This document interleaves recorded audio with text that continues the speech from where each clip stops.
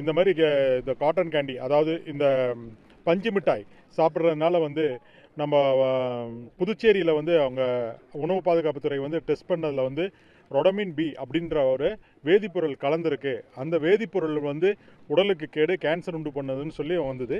அந்த இது வந்து நம்ம மீடியாவில் வந்தோடனே இங்கே நம்ம உடனே எங்களை கூப்பிட்டு உணவு பாதுகாப்புத்துறைக்கு வந்து இங்கே எங்கெல்லாம் தமிழ்நாடு முழுக்க எங்கெல்லாம் வந்து இந்த மாதிரி பஞ்சு மிட்டாய் கலர் ஆடட் பஞ்சு மிட்டாய் பண்ணியிருக்காங்களோ அவங்க அதை எல்லாமே சீஸ் பண்ணி டெஸ்ட் பண்ண சொல்லியிருக்காங்க.